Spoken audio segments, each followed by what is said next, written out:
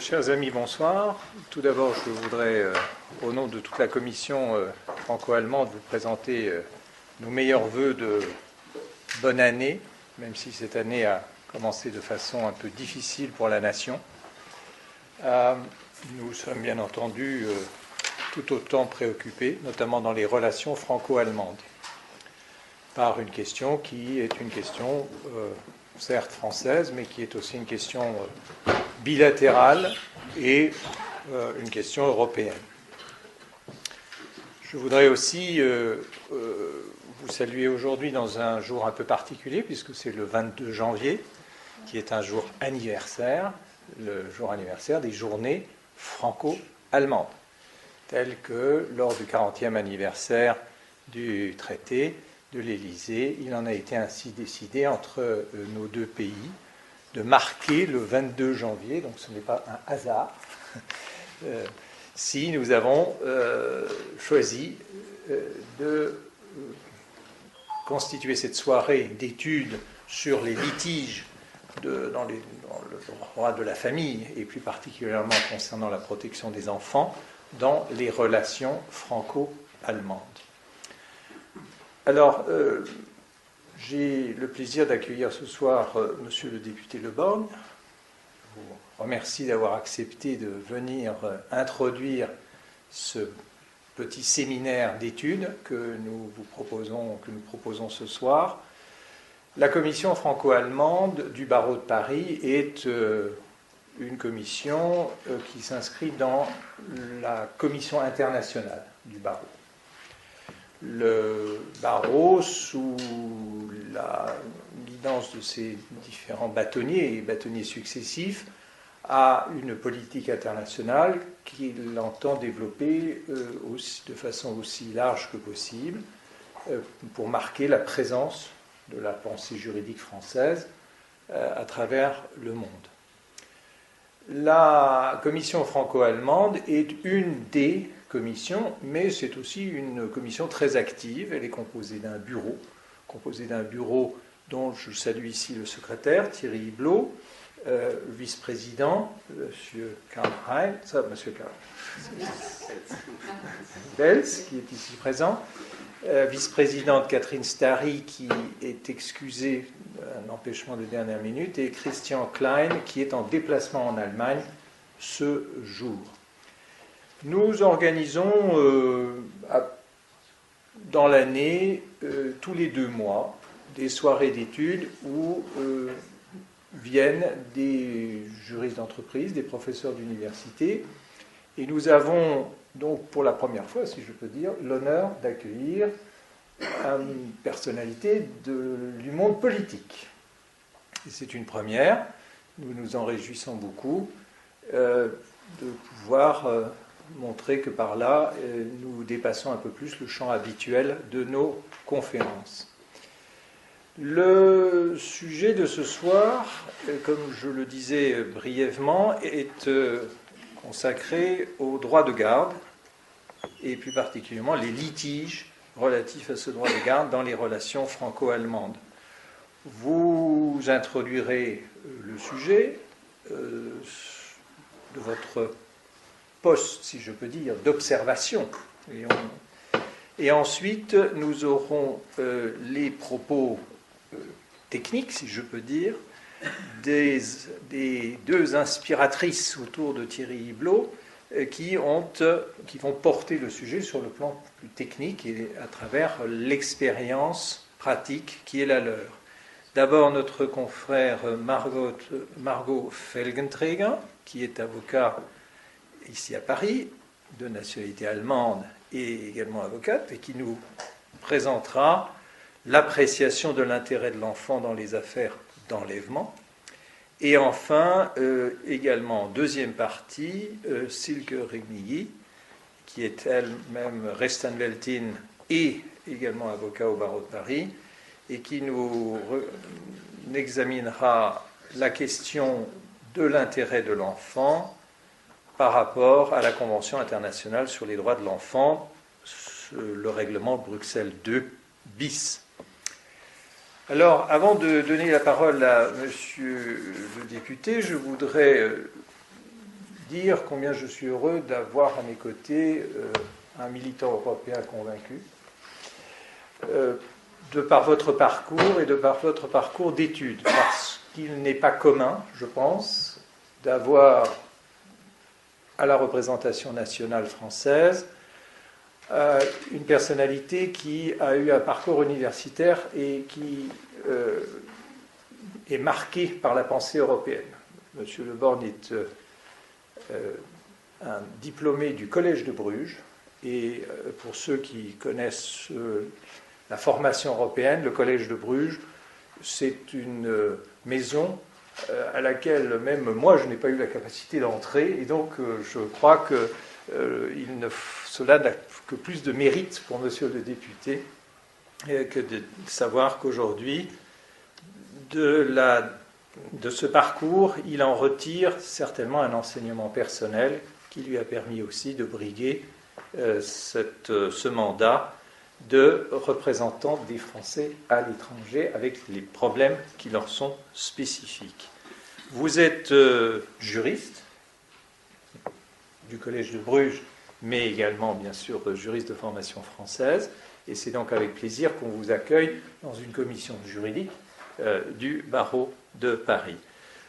Vous êtes dans une formation politique qui est actuellement au gouvernement, et dans cette perspective, vous pourrez certainement nous indiquer également, dans la commission parlementaire à laquelle vous appartenez, quels sont les projets justement de protection dans ces échanges de familles et dans ces familles binationales qui se développent de plus en plus, sachant que vous-même également avez constitué une famille binationale.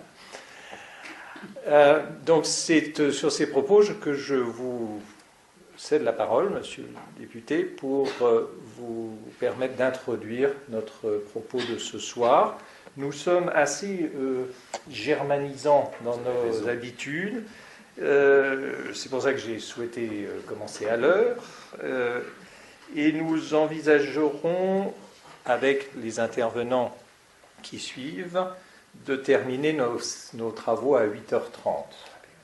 Donc, si vos propos liminaires, je ne voudrais pas les chronométrer, bien entendu, mais je voudrais, d'ici une vingtaine de minutes, pouvoir donner la parole à la partie plus technique, à la partie technique de la soirée, pour qu'il y ait ensuite des questions et un débat. Merci.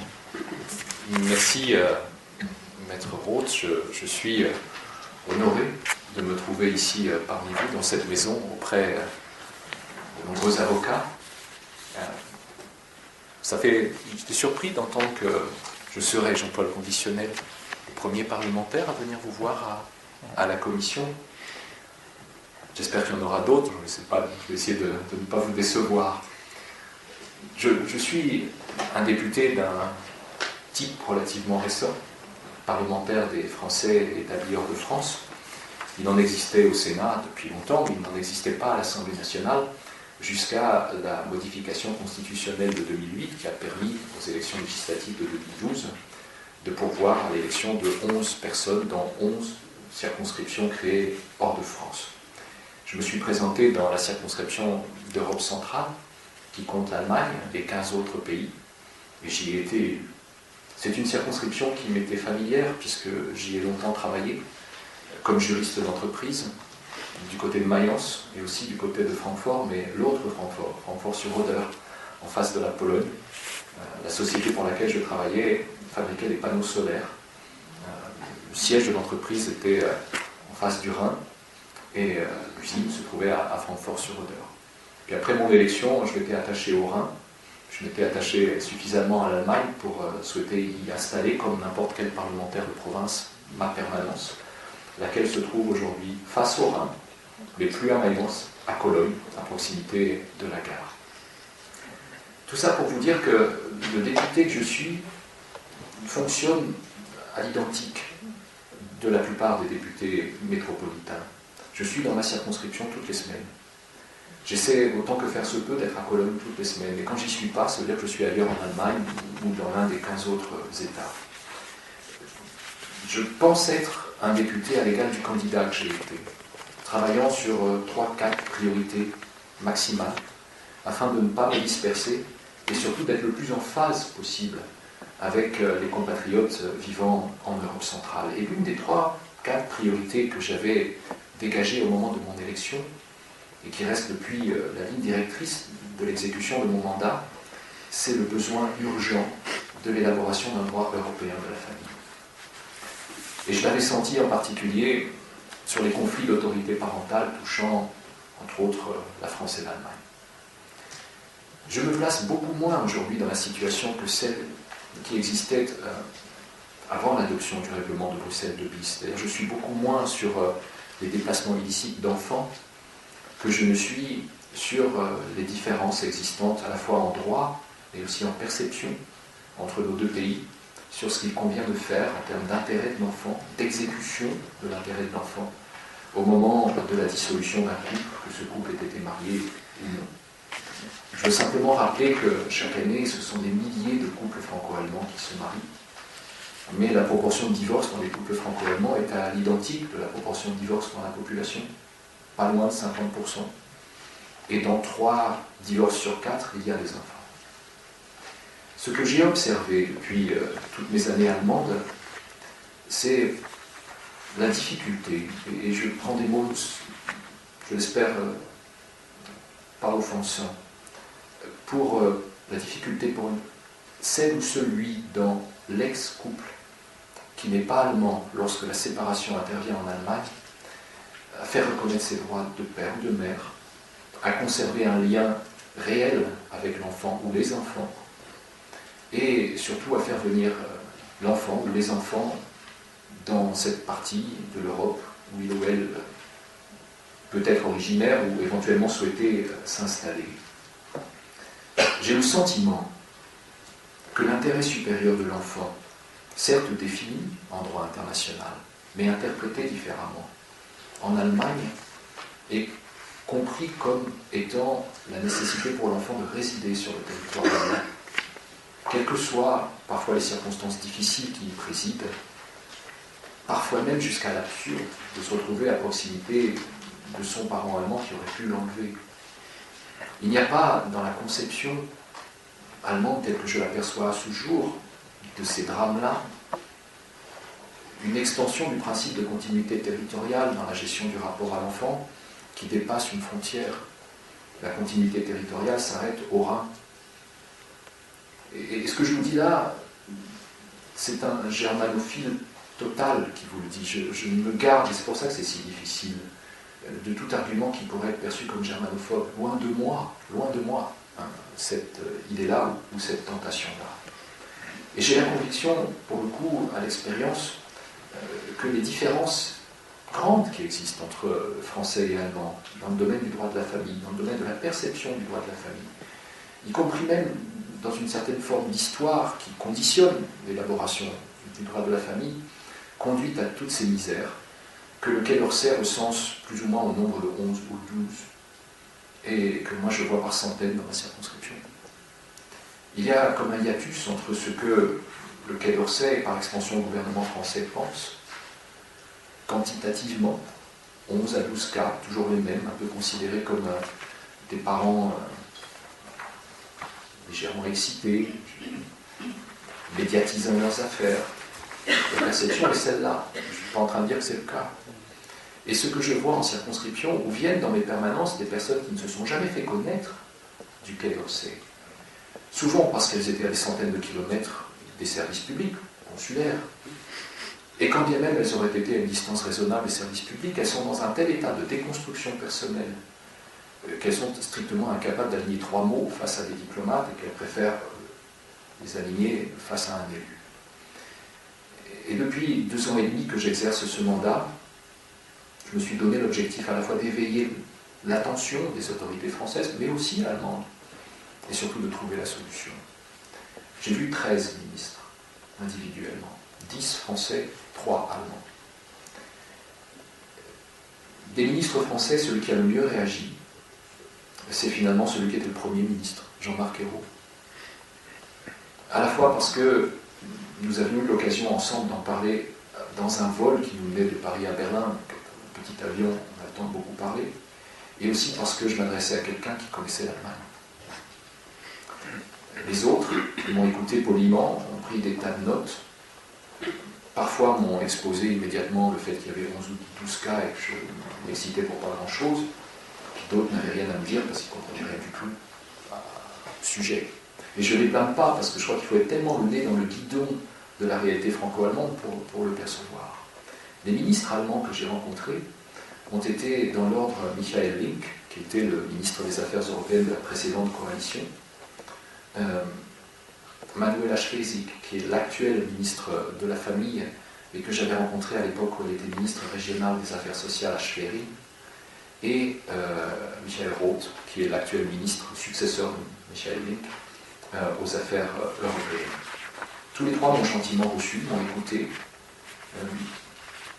m'ont expliqué que de leur point de vue, il n'y avait pas de difficulté, et moi j'ai essayé de leur mettre en parallèle de ce qu'est l'état du droit, l'état de la souffrance, tout simplement.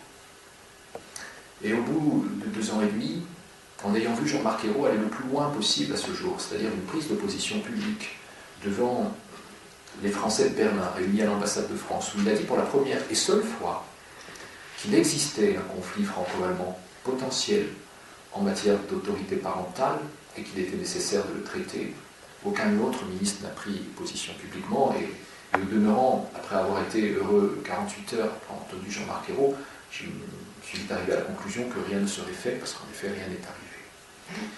Et aujourd'hui, je me dis, dernière étape ayant été, il y a 3 mois, un courrier commun que j'avais écrit avec mon regretté collègue et ami Andreas Schockenhoff, qui présidait le groupe d'amitié France-Allemagne pour le Bundestag, courrier à Madame Rossignol, secrétaire d'État à la famille, et à nouveau à Manuela Schwesig, que c'est aux parlementaires de prendre le relais.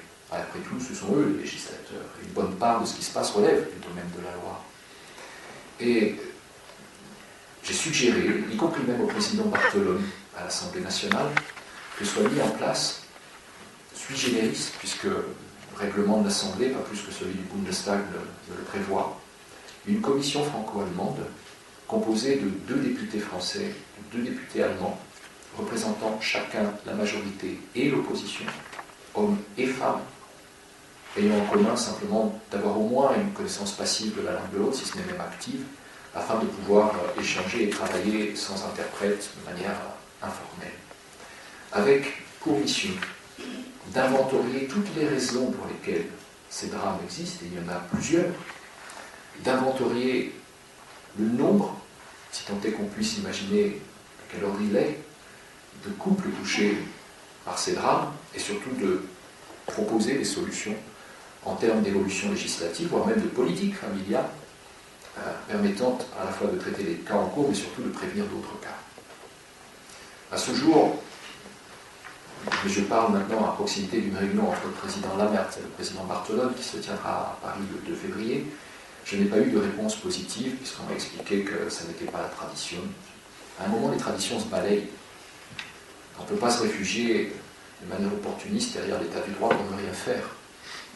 Et je pense qu'on peut avoir un peu de courage, spécialement en ce 22 janvier, pour imaginer que la relation franco-allemande, ce n'est pas simplement de construire des Airbus de l'énergie, qui sont utiles, mais aussi de parler à celles et ceux qui ont fait le choix du pays de partenaire, et qui parfois, dans la dureté de la vie, connaissent les drames de la séparation.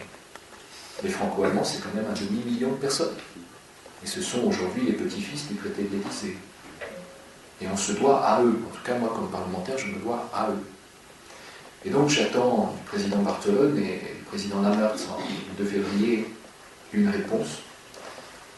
J'aimerais que cette commission de 2+2 reçoive cette mission pour un an et demi, et la capacité de rendre compte directement devant les commissions compétentes du Bundestag et de l'Assemblée nationale, par exception, parce que c'est vrai qu'on ne peut pas amener spontanément comme ça quelqu'un devant la commission des affaires étrangères de l'Assemblée, par exemple, ou la commission des lois, mais les exceptions se construisent, et qu'on travaille ainsi. Parce que j'ai le souvenir, et certains d'entre vous, davantage que moi encore, qu'une commission avait été mise en place à la fin des années 90. On était avant Bruxelles de bis, on était plus dans les déplacements illicites, mais des quand même déjà dans la difficulté, reposant, si je me souviens bien, sur non 2+2, mais 3+3 parlementaires, dont je connais bien certains, d'ailleurs plus les Allemands que les Français, Angelika Schwalm-Vieren et Evelyn Gebhardt.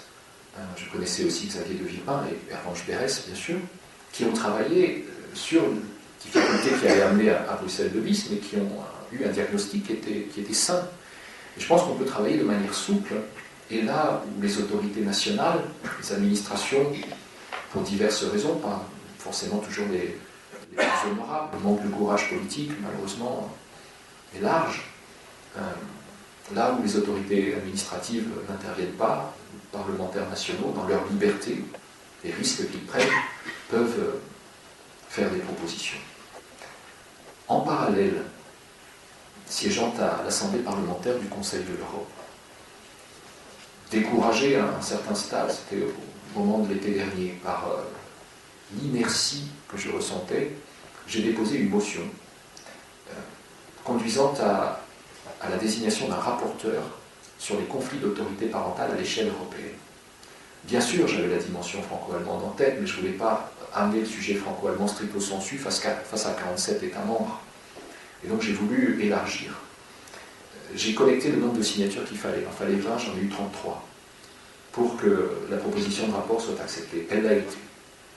Ce rapport a été alloué à la Commission des affaires sociales de l'Assemblée parlementaire du Conseil de l'Europe, ce qui dans un premier temps m'a un peu désolé parce que je n'y suis pas. Et après je me suis dit que c'était peut-être une bonne idée parce que je ne veux pas que cette histoire-là soit perçue comme, dans mon chef, un combat personnel. Ça ne l'est pas. Et si en effet un ou une parlementaire chypriote, islandaise, portugaise pouvait se charger de cette dimension comme rapport sur le fond à la Commission des affaires sociales, sachant que moi je suis rapporteur pour avis de la Commission des affaires juridiques et des droits de l'homme, nous ferons un bon travail complémentaire de politique de la famille et de droit de la famille. Et nous allons commencer la semaine prochaine, probablement 18 mois pour réaliser toutes les auditions nécessaires, contradictoires, à l'occasion des sessions, il y en a 4 par an de l'Assemblée parlementaire à Strasbourg, et des réunions de la Commission, soit des affaires juridiques, soit des affaires sociales, au siège parisien du Conseil de l'Europe dans le 16e arrondissement. Donc, nous pouvons faire quelque chose de sérieux. Et j'y compte bien, en tout cas je vais y donner de mon temps.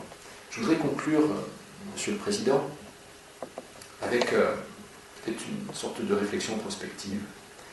Mon premier rapport, quand j'ai été élu député, était sur la ratification de la Convention franco-allemande relative au mariage. On a mis 3 ans à la ratifier pour des raisons obscures. Ce n'est pas un texte complexe. Mais c'était déjà peut-être révélateur de ce que le droit de la famille franco-allemand, le droit de la famille internationale, en sens large, ne passionne pas le monde des législateurs.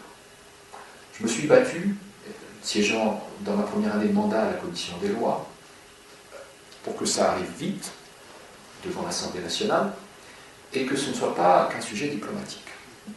Et donc j'étais rapporteur pour avis, et j'ai mis en avant ce travail original qu'avaient conduit nos diplomates en lien avec des praticiens du droit, les profs de droit, les notaires, les avocats. Et c'était un sujet très complexe, parce que entre notre droit français de la famille, qui repose principalement sur le régime de la communauté, et le droit allemand du mariage, qui repose sur la participation réduite aux acquis, vous avez un écart énorme. Et faire converger tout ça n'était pas un travail simple. Pourtant, en 3 ans, on y est parvenu. C'est un système qui ressemble plus au système allemand qu'au système français, mais il y a des éléments français du très méconnu régime français de participation aux acquis qui s'y trouvent aussi. Et dans le marketing, notre grand guillemet de mon rapport, j'ai choisi de ne pas en parler au grand public parce que j'estimais le sujet trop complexe, et je suis allé en parler aux revues juridiques, notamment au LAMI civil, en disant que c'est désormais, notamment aux notaires, de s'emparer de ce sujet pour le faire vivre, faire que ce régime matrimonial ne soit pas 2 paragraphes d'un manuel de droit civil, mais la réalité de couples qui se forment et qui recherchent une sécurité juridique, parce que là est le fil conducteur de la vie à l'étranger. Quels que soient les thèmes sur lesquels je suis interpellé comme parlementaire, c'est la sécurité juridique qui conduit. Et je me dis que si on est parvenu sur des sujets aussi distants que le droit français du mariage et le droit allemand du mariage a un régime commun, qui est un droit commun du mariage, il n'y a aucune raison que l'on n'y parvienne pas sur le régime du divorce et plus encore sur celui des gardes d'enfants et par extension des obligations alimentaires. Moi je tiens à ça, je me bats là-dessus, comme président du groupe d'amitié France-Allemagne à l'Assemblée nationale, comme député des Français d'Allemagne et comme membre de la Commission des affaires étrangères. Donc, si par moment j'ai quelques petits coups de pompe, parce que la vie politique n'est pas simple, et le regard distancié que ont trop d'élus français, de la majorité comme de l'opposition, sur la réalité de la vie à l'étranger, parfois ça m'atteint, mais je me dis que grâce à vous, notamment grâce aux parents d'enfants, et j'en connais quelques-uns là au fond, qui se battent dans la difficulté, je sais qu'on va y parvenir ensemble. Voilà, Monsieur le Président.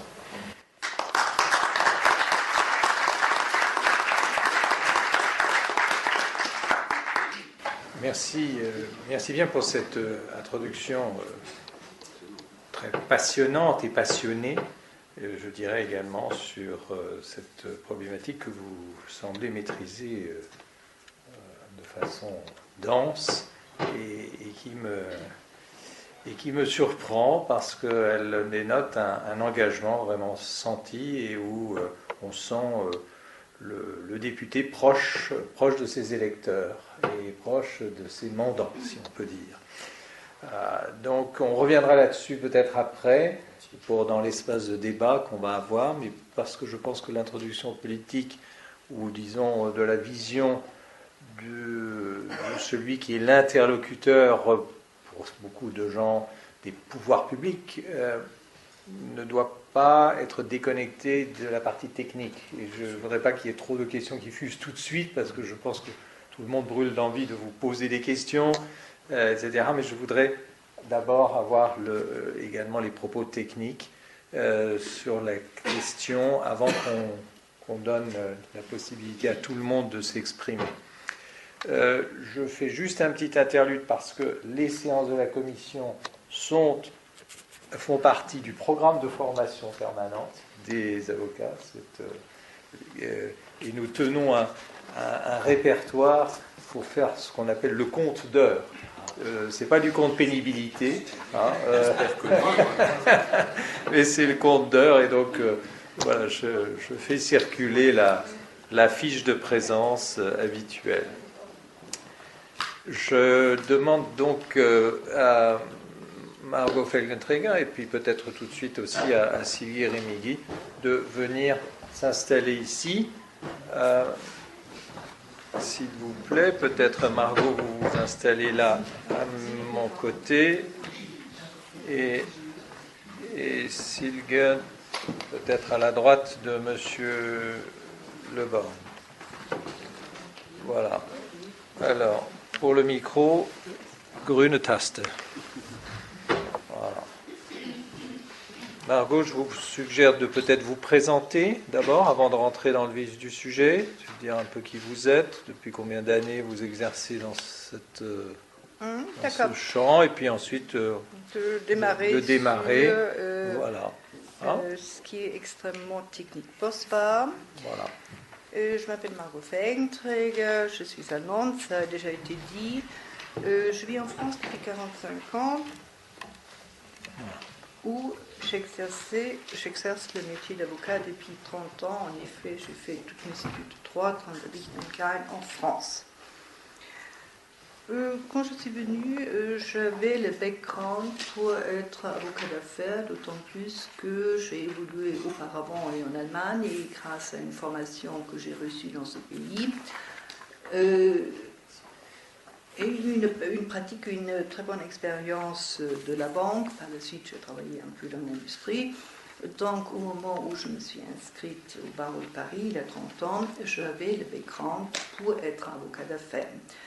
Cependant, je suis quelqu'un qui se laisse évoluer et j'ai senti que j'avais un très grand intérêt pour l'humain. Et donc, c'est ça qui a fait que j'ai évolué vers le droit de la famille. Et un jour, nous étions dans un congrès franco-allemand, lorsque notre consoeur Eva Sterzing, que certains d'entre vous connaissent très bien,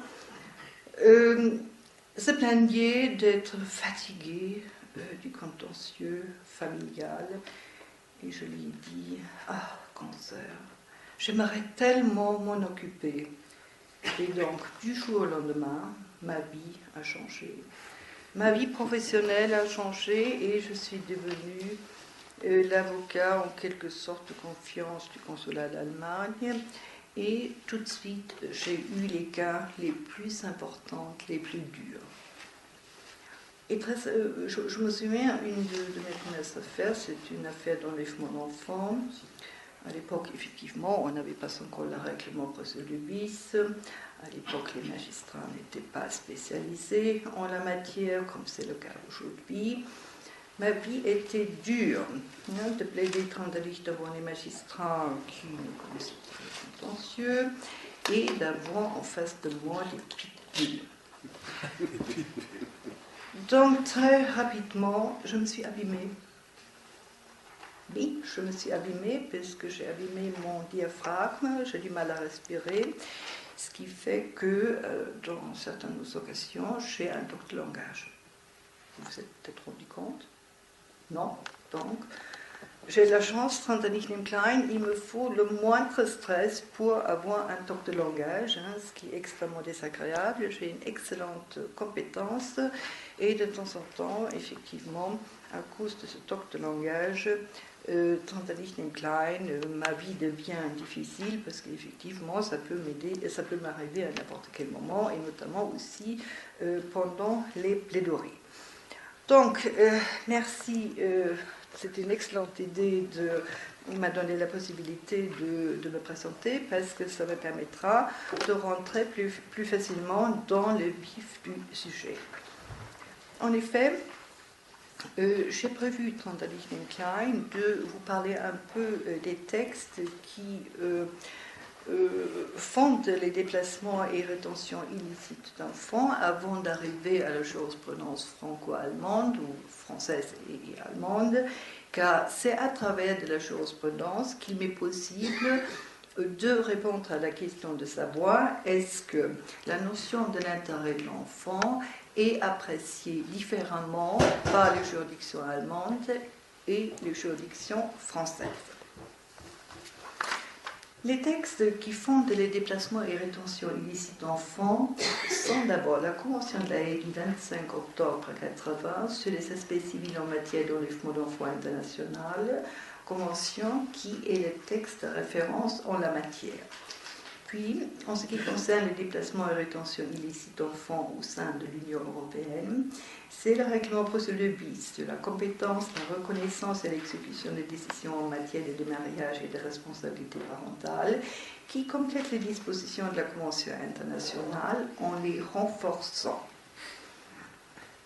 Un déplacement d'enfant vers l'étranger n'est pas en soi un déplacement illicite. Il devient illicite lorsqu'il intervient en violation du droit de garde du parent qui est resté dans le pays.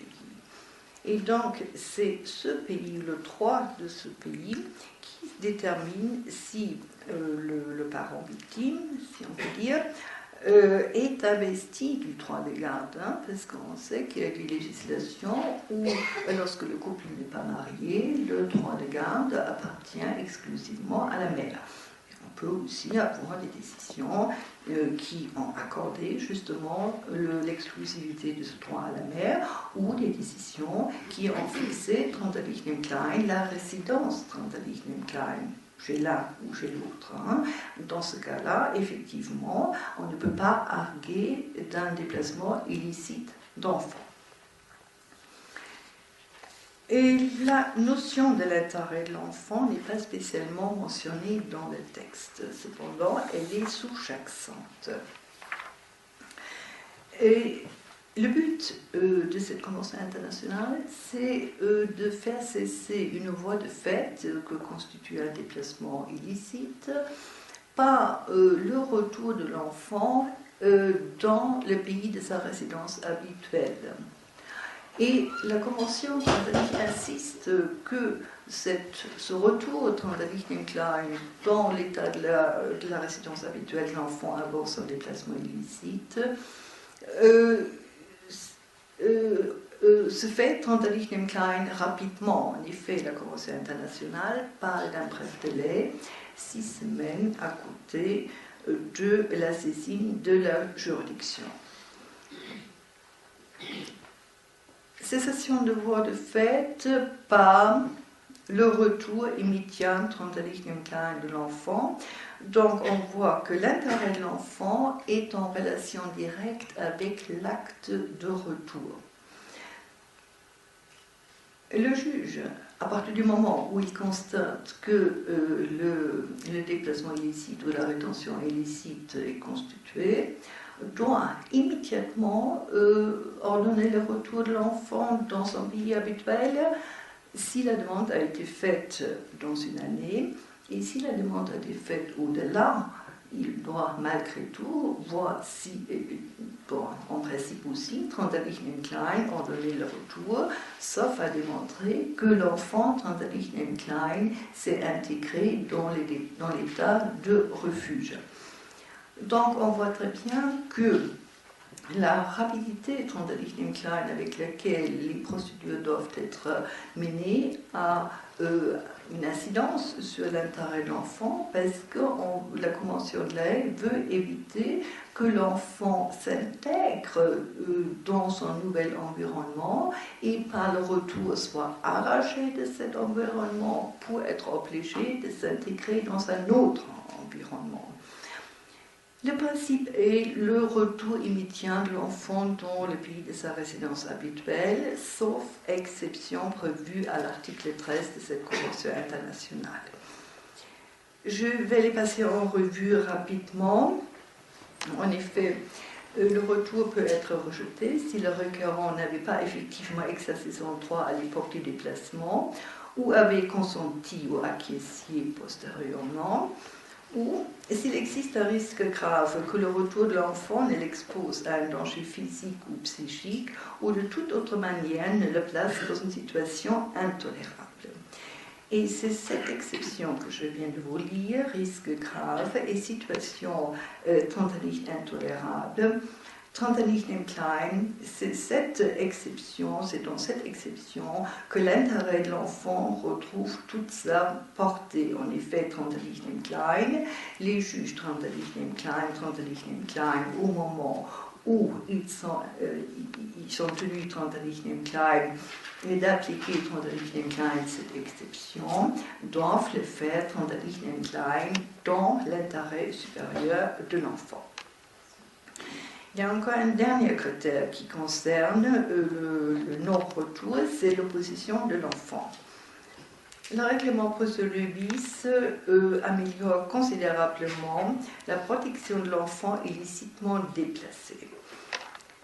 En effet, Klein, comme je l'ai déjà dit au sein de l'Union européenne, Klein, ce texte se combine avec la Convention internationale, et donc si un risque grave ou une situation intolérable est alléguée, et c'est toujours allégué avec tous les autres critères que je viens de citer, Klein, le juge a interdiction de rejeter Klein la demande de retour s'il est établi que les dispositions adéquates ont été prises pour assurer la protection de l'enfant après son retour dans le pays de sa résidence habituelle. En vertu toujours du règlement procédure bis, l'audition de l'enfant est obligatoire. Là, donc, on voit l'audition de l'enfant devient un droit tel qu'énoncé à l'article 12 de la Convention de New York de 89 sur les droits de l'enfant. Enfin, il y a encore une autre particularité.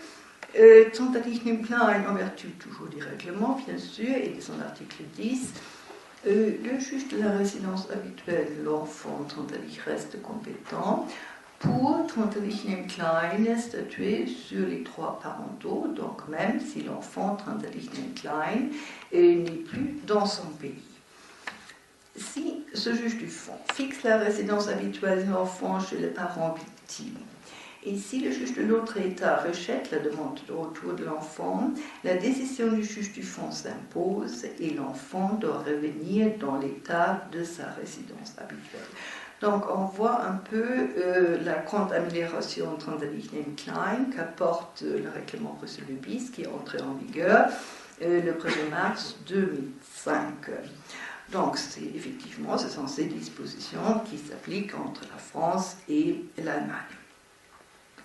Cependant, Trentelichnem Klein, je ne me suis volontairement pas limitée au déplacement d'enfants Trentelichnem Klein au sein entre la France et l'Allemagne, mais j'ai regardé aussi la jurisprudence dans les affaires où les enfants ont été déplacés en provenance d'un État tiers vers la France ou d'un État tiers, vers l'Allemagne. Je vous rappelle encore que la Convention internationale est entrée en vigueur le 1er décembre 1983 en France et 7 années plus tard en Allemagne. Très rapidement, l'Allemagne a été montrée du doigt par la France et les États-Unis. En effet, vers la fin des années 90, sont nées des tensions diplomatiques entre l'Allemagne et les États-Unis et entre l'Allemagne et la France, puisqu'il était reproché aux tribunaux allemands de trop souvent, et tout est dans le trop souvent, de trop souvent rejeter les demandes de retour au regard de ces fameuses exceptions, risques graves et situations intolérables. Je vais m'arrêter, parce que ça me paraît extrêmement important, sur une affaire qui a fait couler beaucoup d'encre à cette époque. C'est une affaire qui était connue en France plus particulièrement sous le nom du préfet, car en France on pensait à tort que le père et Marie étaient un préfet. Dans cette affaire, la mère française avait emmené les enfants en France sans le consentement du père, et le père, 9 mois après, les a ramenés de force en Allemagne. Donc, les juridictions Trentelichnem Klein en France ont été saisies, les juridictions Trentelichnem allemandes ont été saisies, et notamment aussi les médias. L'affaire en France est allée devant la Cour de cassation, Trentelichnem, et en Allemagne devant l'OLG. L'OLG, c'est l'Oberlandesgericht, c'est-à-dire l'équivalent de la Cour d'appel en France. Il faut savoir encore, en matière d'enlèvement d'enfants, l'OLG est la dernière instance dans les affaires d'enlèvement d'enfants. Donc il n'y a pas la possibilité de faire un pouvoir en cassation comme nous pouvons le faire chez nous en France. Le plaideur mécontent de la décision a cependant la possibilité de faire un recours constitutionnel. L'OLG de Zelle a fini par ordonner le retour Trentelichnem Klein de nos enfants en France, et quelques jours après, cette même juridiction a suspendu l'exécution provisoire. Et je me souviens comme si c'était aujourd'hui, puisque j'ai suivi Trentelichnem Klein, cette affaire dans la presse, et j'ai été rêvée devant ma télévision lorsqu'on en a parlé. C'est justement cette suspension Trentelichnem Klein de l'exécution provisoire qui a créé un grand émoi en France. Père, préfet, VIP, connections, en plus il a rapté les enfants, et en plus il obtient Trentelichnem maintenant la suspension de l'exécution provisoire, comme si cela n'existait pas aussi ailleurs. Donc, le recours constitutionnel est toujours possible, et notre père allemand, Trentelichnem préfet, qui n'était pas un préfet, avait, après avoir obtenu la suspension de l'exécution provisoire, fait un recours constitutionnel. Le Bundesverfassungsgericht a déclaré conforme à la loi fondamentale l'interprétation approfondie de l'intérêt de l'enfant sur le fondement des dispositions de l'article 13. Et voilà, Trotterlichen Klein, c'est là où il y a quelque chose qui est un peu différent, Trotterlichen Klein, dans le droit positif allemand par rapport au droit positif français. En effet, Trotterlichen Klein, le juge de la Convention internationale, ici se livre à un examen Trotterlichen Klein, doit se livrer à une interprétation, une appréciation restrictive de l'intérêt de l'enfant sur le fondement des dispositions de l'article 13. C'est le juge du fond qui, lui, effectivement, doit, devrait être Trotterlichen Klein, aller plus loin, c'est-à-dire l'appréciation approfondie ou large, signifie s'intéresser à la question de savoir est-ce que Trotterlichen les uns et les autres ont une capacité éducative, est-ce que l'un et l'autre respectent les droits de l'autre, etc. Si Trotterlichen Klein, cette interprétation approfondie a été admise par le Bundesverfassungsgericht, c'est tout simplement parce qu'il s'agissait d'un enlèvement croisé. Voilà, c'est là la différence.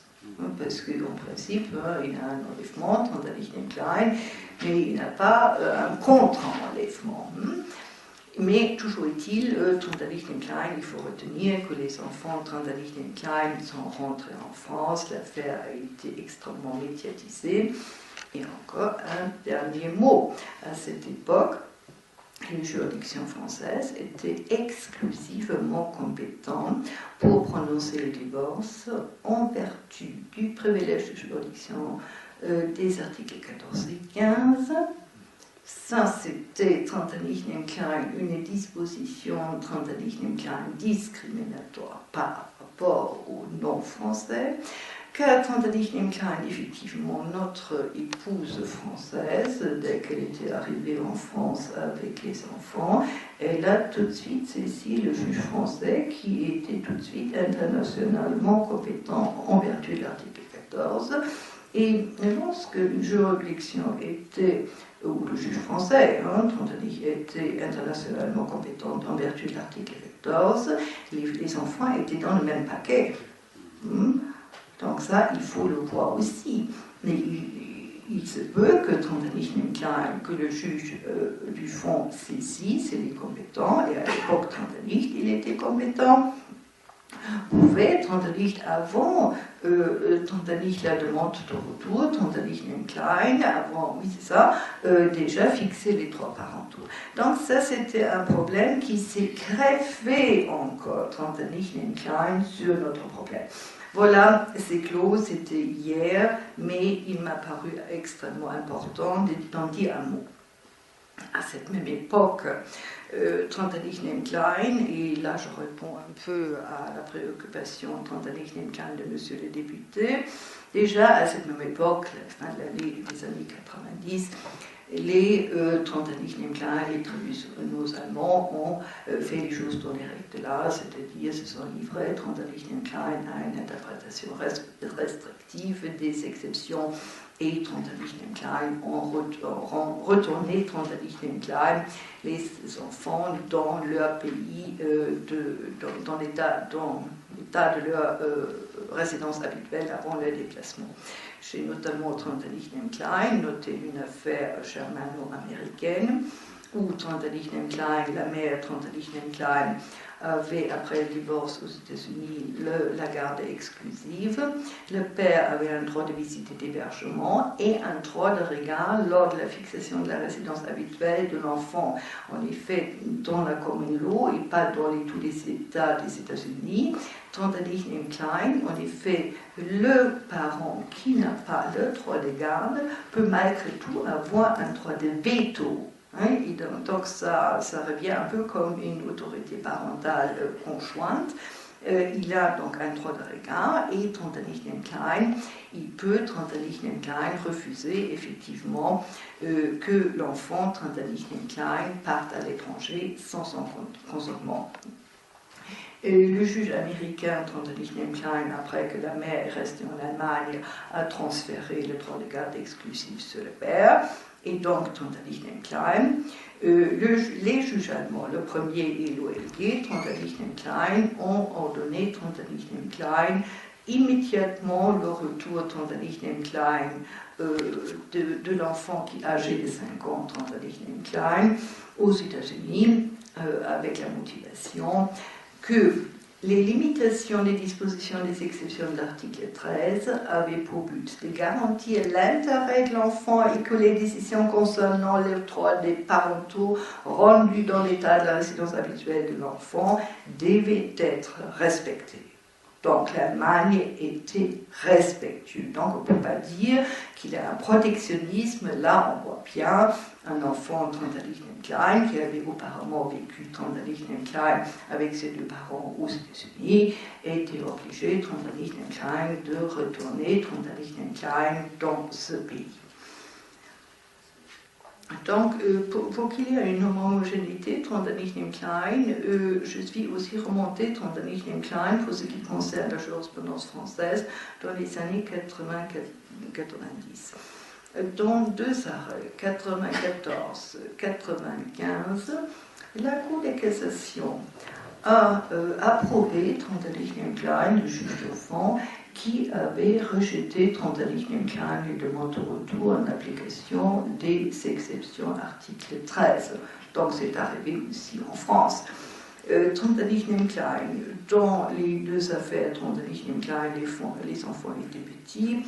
L'un avait 1 an et demi, les autres avaient 2 ans ou 3 mois. Trondheim Klein.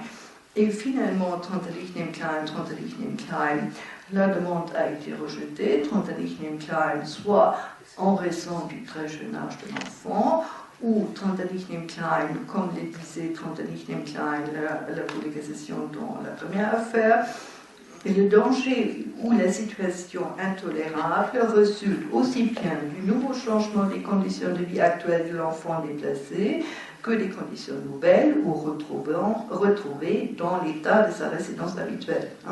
Donc, le retour doit être ordonné pour éviter que l'enfant s'intègre.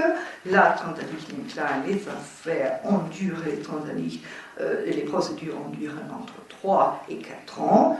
Voilà, Trondheim Klein, les enfants ont profité de la longueur, Trondheim Klein, des procédures en France.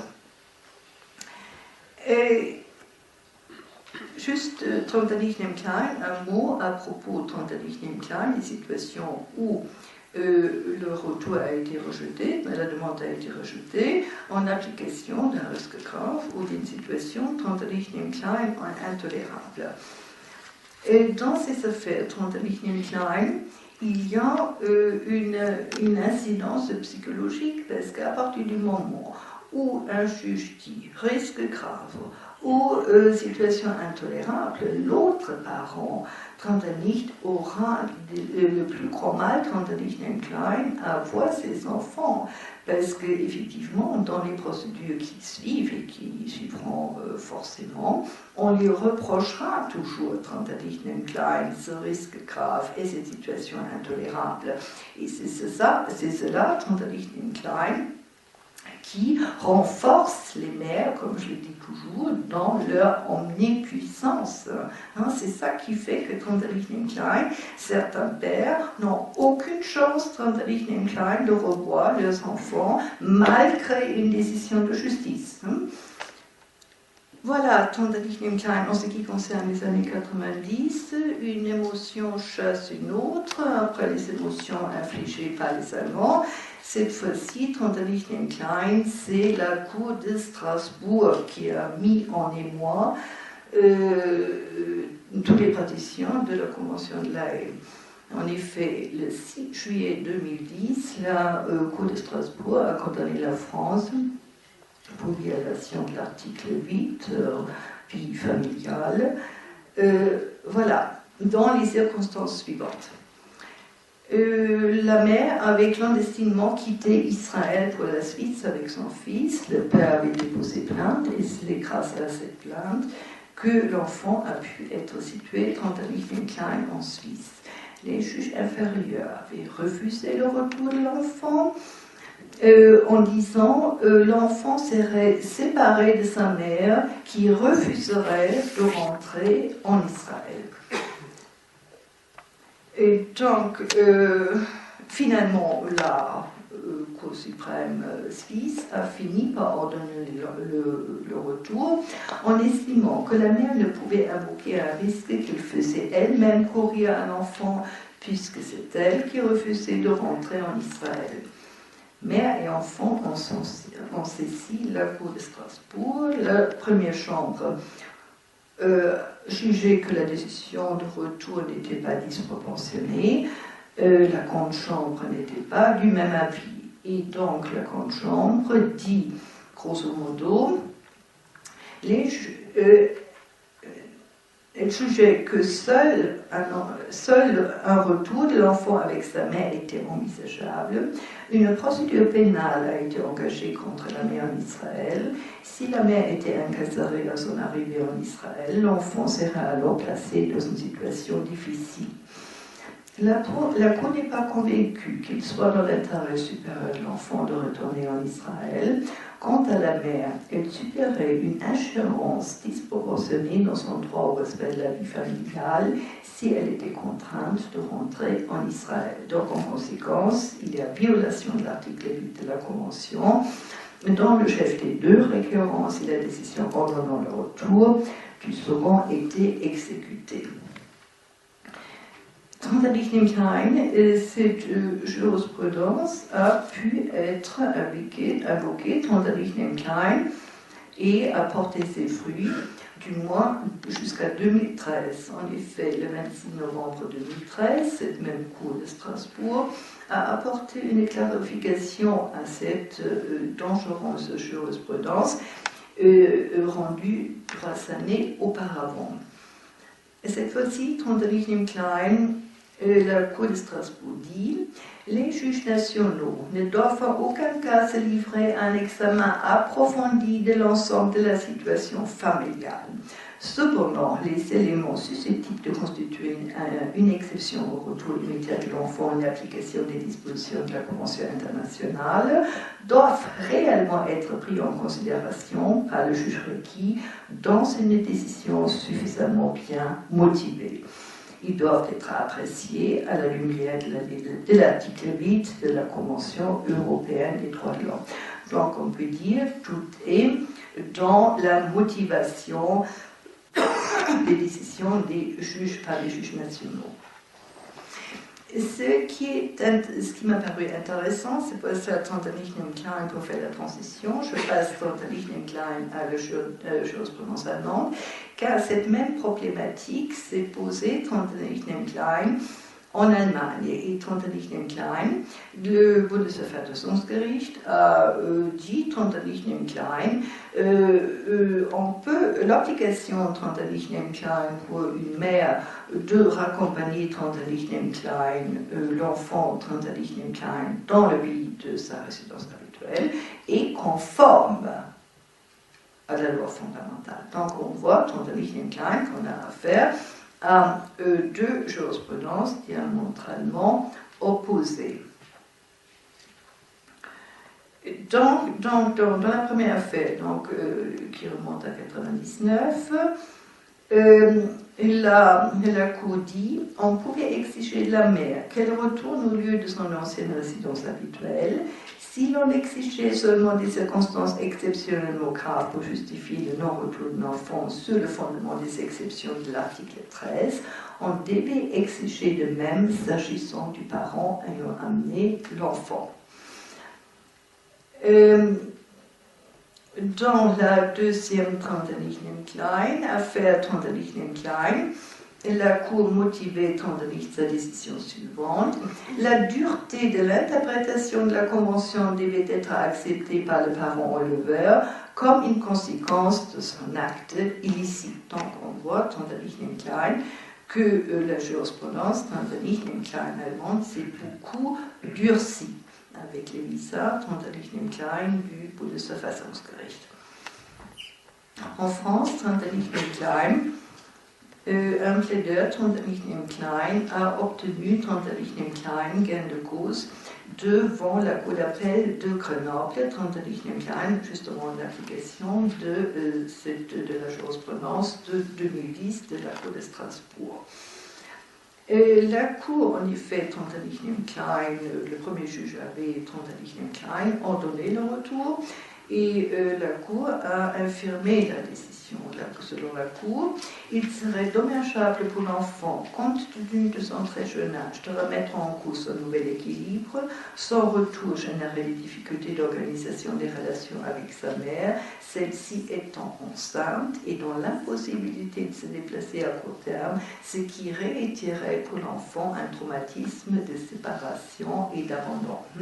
Donc là aussi, effectivement, la mère, Trentalichnem Klein, pensait que si, comme elle était enceinte, elle était dans un état un peu différent que la plupart des autres personnes, ça suffisait Trentalichnem Klein pour obtenir Trentalichnem Klein le rejet de la demande, et justement elle l'a obtenu, sauf que la Cour de cassation, Trentalichnem Klein, a censuré la décision, les juges de la Cour d'appel de Grenoble, et dans cette affaire, Trentalichnem Klein, mais la Cour de cassation, Trentalichnem Klein, 13 février 2013, rend sa décision au visa de l'article 3.1 de la Convention de New York de 89 relatif aux droits de l'enfant.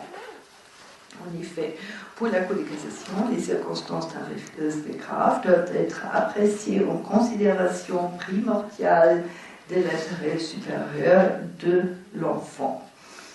En effet, Trentalichnem Klein, il faut savoir que les dispositions Trentalichnem Klein de l'article 13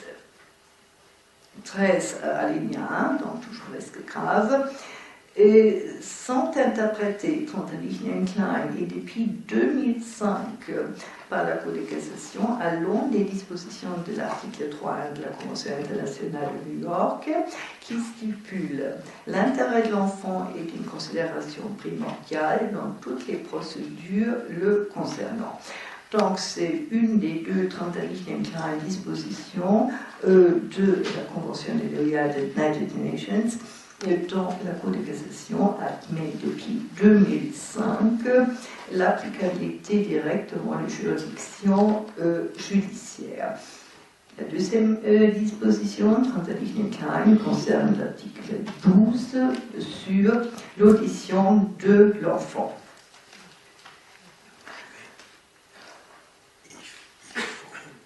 Il faut qu'on reste un peu dans le cadre de nos propos, donc peut-être que là...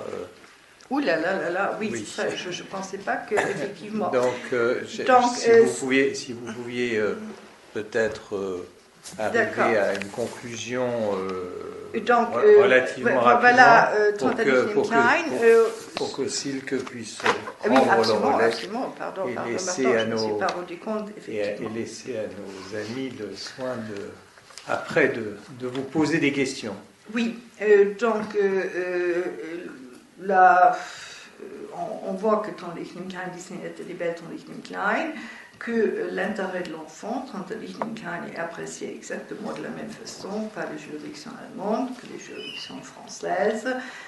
En effet, Trentalichnem Klein, les deux juridictions acceptent bien Trentalichnem Klein, ou se limite Trentalichnem Klein à une appréciation restrictive de l'intérêt de l'enfant lorsqu'il s'agit d'apprécier les exceptions de la Convention internationale. Donc, le Trentalichnem Klein, jurisprudence, est tout à fait conforme, Trentalichnem Klein, à la Convention. J'ai déjà dit que Trentalichnem Klein, que les déplacements au sein de l'Union Trentalichnem Klein sont davantage Trentalichnem Klein circonscrits, parce que Trentalichnem Klein, le juge Trentalichnem peut que rejeter Trentalichnem Klein la demande de retour, si en effet Trentalichnem Klein à risque grave est allégué et Trentalichnem Klein, on ne lui prouve pas Trentalichnem Klein que le nécessaire sera pris, Trenternich Klein, dans le pays Trenternich Klein de la résidence habituelle de l'enfant.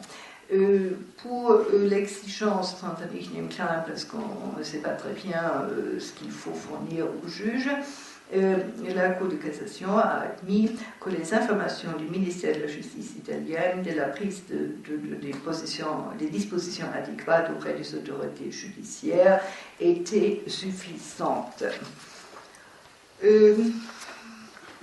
En ce qui concerne Trenternich Klein, l'opposition de l'enfant, il faut que l'opposition soit en relation avec un risque grave. Un enfant qui dit « je veux rester avec maman », ça ne suffit pas. Il faut que l'enfant exprime Trenternich Klein un risque grave. Donc effectivement, j'ai conscience que Trenternich Klein, que je ne vais pas conclure, mais... Si, concluez, et surtout, on aura votre texte aussi, puisque vous l'avez préparé, oui. Et on le diffusera à l'ensemble des membres de la commission. Donc tous les détails, notamment les nombreuses références de jurisprudence, seront à la disposition de tous nos confrères. Donc, Trenternich Klein, on retient Trenternich Klein qu'il y a un très grand changement Trenternich Klein dans le traitement Trenternich Klein des enlèvements d'enfants par rapport à l'époque où moi j'ai commencé, où je me suis abîmée. Trenternich Klein, en effet, Trenternich Klein en Allemagne, nous avons depuis 1999 22 juges aux affaires familiales qui sont compétentes et devant lesquelles les affaires doivent être portées. En France, il a fallu attendre 2004, mais c'est fait. En France, nous avons 30 juridictions, Trenternich Klein compétentes en métropole et 6 dans les DOM et dans les TOM.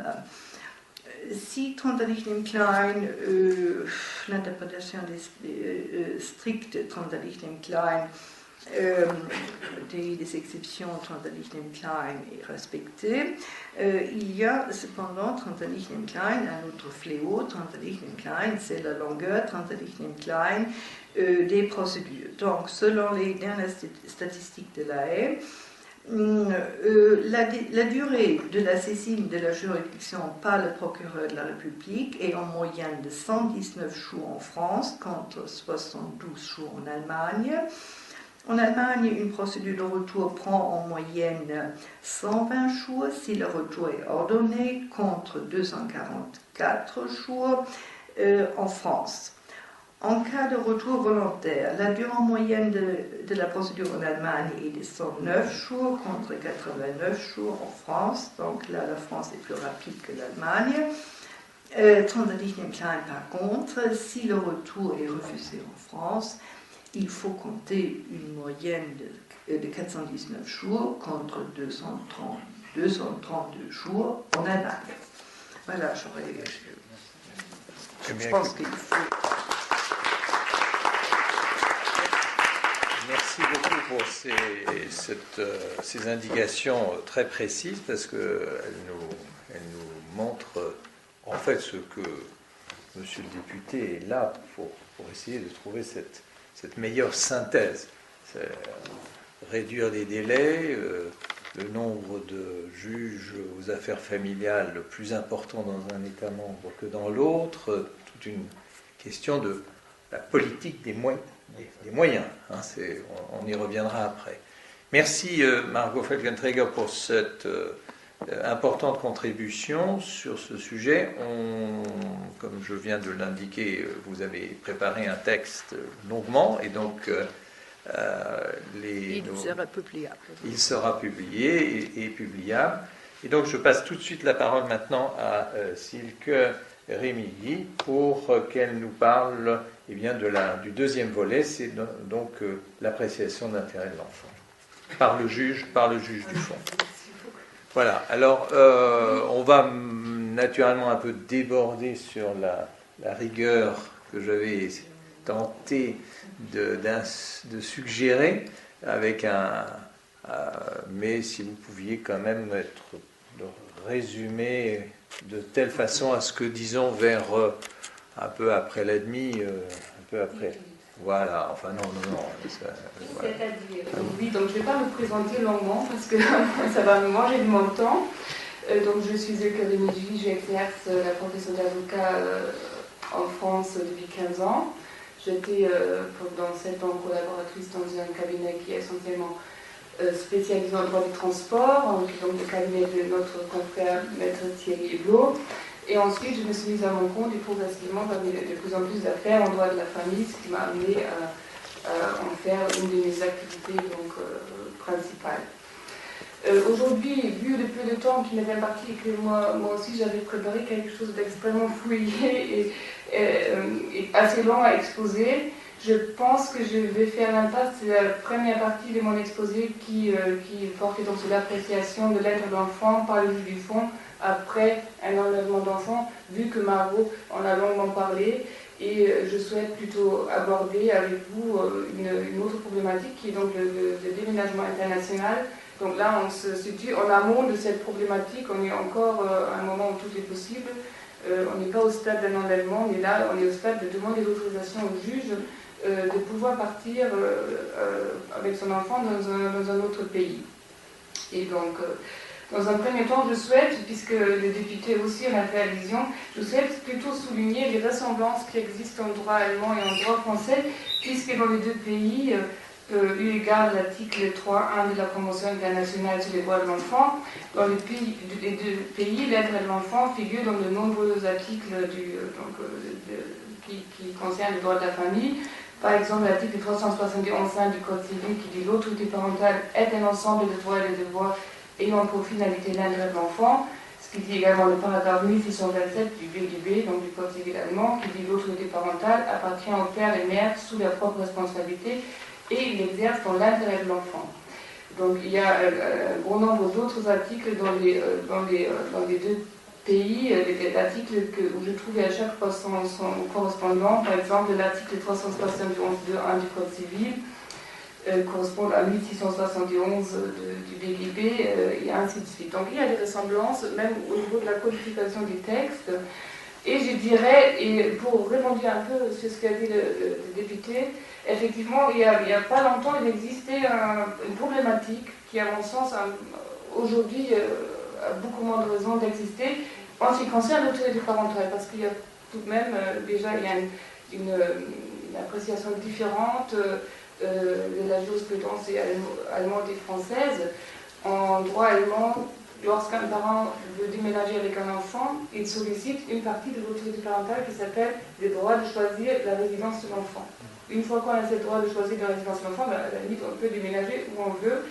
Et en France, le juge fixe la résidence chez un des parents. Si ce parent veut déménager, il doit prévenir l'autre avec un délai suffisant. Et ensuite, en cas de désaccord, le parent le plus négligent peut saisir le juge. Donc ça paraît beaucoup moins évident à ce niveau-là, en France, de pouvoir déménager avec un enfant. Deuxième observation, en ce qui concerne l'autorité parentale, il y a encore, je dirais, 5 ans quand même, maintenant, il y a la manière d'intégrer l'autorité parentale pour un père allemand n'était pas du tout pareil par rapport au père français. Effectivement, en Allemagne, les parents, lorsqu'ils sont mariés, ils ont tous les deux l'autorité parentale, mais lorsqu'ils ne sont pas mariés, ils peuvent certes faire une déclaration conjointe devant le Jugendamt, donc l'Office de jeunesse et protection en Allemagne, mais lorsque la mère, il y a quelques années encore, n'était pas d'accord, elle avait un véritable droit de veto, donc elle pouvait empêcher le père d'exercer l'autorité parentale. Elle avait l'autorité parentale exclusive. Et ça, évidemment, avait une très très grosse importance et conséquence surtout sur ce problème déjà de déplacement illicite, puisque dès lors qu'elle avait l'autorité parentale exclusive, elle pouvait déplacer l'enfant comme elle voulait, et le père ne pouvait pas invoquer un déplacement illicite, ce qui est quand même quelque chose assez difficile à accepter. Et puis donc, il y a eu une évolution en Allemagne. Parce qu'en 2010, l'Allemagne a déjà été condamnée par la Cour européenne des droits de l'homme. En 2009, dans une affaire qui s'appelle Saunegger contre Allemagne, où effectivement, sur les formes des articles 8 et 14, on a dit que ce n'était pas normal de faire une différence entre les relations maritales et les autres liens familiaux. Donc à partir de cet arrêt, la Cour constitutionnelle allemande, le Bundesverfassungsgericht, donc, dans un arrêt du 21 juillet 2010, dit que donc, cet article était contraire à la Constitution, et notamment contraire à l'article 6, alinéa 2, qui instaure donc qui dit que les soins et l'éducation des enfants sont un droit naturel des parents et une obligation qui les rencontre principalement. Donc, sur le fondement de cet article, c'est l'article 1626A qui donc permettait à la mère de s'opposer à l'autorité parentale du père, a été déclaré contraire à la Constitution, et la Cour constitutionnelle a tout de suite donné les indications que dans les mêmes conditions que le père marié pouvait, si jamais il n'avait plus, faire une demande devant la justice d'obtenir l'autorité parentale exclusive ou partielle. Donc le père qui n'était pas marié pouvait faire ça de la même manière. Donc depuis 2010, je dirais, ça a été codifié d'ailleurs depuis le 19 mai 2013, donc désormais, le père, quand il se heurte au refus de la mère d'accepter l'autorité parentale conjointe, il peut faire une action en justice. La différence par rapport à la France, c'est effectivement qu'il faut faire une action en justice, mais ce n'est plus impossible. Je dirais, donc là, il y a une évolution jurisprudentielle et législative qui, à mon avis, fait quand même un très grand pas en avant, qu'aujourd'hui, on ne se trouve plus face à cette problématique que vous avez certainement peut-être connue dans le cadre de votre exercice et qui relève de cette problématique que certains pères n'avaient pas d'autorité parentale, puisque vous avez dit tout à l'heure que c'est ce problème d'autorité parentale qui posait surtout problème en ce qui concerne les relations entre la France et l'Allemagne. Et moi, je pense que là, il y a bon espoir qu'il y aura à l'avenir une harmonisation beaucoup plus, je dirais, un rapprochement plus important, puisque désormais, ce genre d'affaires ne sera plus possible dès lors que le père peut faire quelque chose. Sinon, donc, dans un souci également d'apaisement, en quelque sorte, j'ai fait une recherche en jurisprudence pour connaître donc, quelles sont les possibilités pour un parent en Allemagne de pouvoir déménager avec l'enfant. La première des choses qu'il faut faire, évidemment, si on veut déménager, c'est de solliciter auprès de la juridiction, si ce n'est l'autorité parentale exclusive, mais pour le moins, on a le droit de pouvoir choisir la résidence de l'enfant. Et donc, la jurisprudence de la Cour fédérale de justice a mis en évidence, par rapport à l'intérêt de l'enfant, plusieurs critères qu'il faut retenir, et c'est donc un cadre, je dirais, assez clair dans lequel on peut agir. C'est la capacité d'éducation, la capacité d'encourager et de soutenir l'enfant sur un plan scolaire et vers l'avenir, la capacité de respecter les droits parentaux de l'autre parent et surtout la relation avec l'autre parent, l'attachement de l'enfant à ses parents et évidemment aussi le principe de continuité, le fait que l'enfant doit pouvoir aussi continuer de vivre là où il était sans être déraciné, et également la volonté de l'enfant. Donc là, on a un certain nombre de critères, et ces critères sont tous, en quelque sorte, égaux. Il n'y a pas un critère qui vaut plus qu'un autre. C'est à chaque fois, en ce qui concerne l'espèce, que le juge a la tâche d'établir la situation de fait dans toute sa complexité, et de regarder qu'est-ce qu'il faut faire dans le cas précis, quel est le critère qui doit être appliqué. En ce qui concerne donc les déménagements, on s'est posé la question quelle est la place des motifs du déménagement dans ce cas-là, parce qu'on peut se dire, en quelque sorte, les parents qui déménagent, on a un peu tendance à penser qu'il est fautif puisqu'il enlève l'enfant à l'autre, et donc que fait-on de ce motif de déménagement? Et dans un premier temps, la jurisprudence allemande, et là je vais les trois jurisprudences de la Cour d'appel de Munich, a effectivement dit que les motifs du déménagement doivent être valables. Donc, dans une première espèce, c'est l'affaire assez récente, 12 mai 2008, Il s'agit aussi d'une mère qui a assumé les enfants seuls avec l'aide sociale alors que le père ne contribuait pas. Et donc elle voulait retourner au Pérou pour retrouver du travail et sécuriser les enfants sur un plan matériel. Et alors là, le Code d'appel a décidé qu'à ce moment-là, c'est des motifs de déménagement qui sont valables et qui sont plus forts, effectivement, dans ce cas, par rapport au droit de l'autre parent d'exercer également des relations avec son enfant. Et ce principe, donc la Cour d'appel de Munich l'a plusieurs fois répété, encore dans une affaire, donc le 9 avril 2009, où une maman voulait donc amener son enfant âgé de 8 ans au Mexique, où son conjoint s'était installé, et ils avaient prévu une profession, donc un projet professionnel dans le milieu, dans le domaine immobilier qui était très sérieux. Et donc la Cour d'appel de Munich avait décidé que le principe d'attachement par rapport à la mère devait l'emporter, et surtout parce que son projet professionnel était tout à fait sérieux. Par rapport à l'installation de l'enfant au Brésil, il a fait preuve d'une certaine modernité, je dois dire, puisqu'il disait qu'il ne convenait surtout pas de partir du principe qu'une éducation et scolarisation en Allemagne serait forcément la meilleure solution, puisqu'au Mexique, il existait la possibilité de bénéficier d'un apprentissage approfondi de plusieurs langues, dont l'anglais, espagnol et allemand. Donc la Cour a considéré là que c'était plutôt une chance pour l'enfant de pouvoir partir au Mexique. Donc je trouvais que c'était une position très très moderne. Et donc par ailleurs, bon, l'enfant apparemment, après avoir en première instance été opposé au déménagement, a été d'accord. Mais cette décision a été donc révisée, je dirais donc cassée, si on peut dire, par la Cour fédérale allemande, qui par une décision très remarquée du 28 avril 2010 s'est opposée à ce point de vue. Donc la Cour a rappelé d'abord les critères qui composent l'intérêt de l'enfant, que je vous ai mentionné, donc le principe de continuité, attachement, etc. Et elle a rappelé qu'il faut, à côté de l'intérêt de l'enfant, également tenir compte des droits des parents, donc conformément à l'article 6.2 de la loi fondamentale. Donc ça aussi, c'est un droit constitutionnellement protégé, donc à côté de l'intérêt de l'enfant, qui est évidemment supérieur, il faut quand même tenir compte.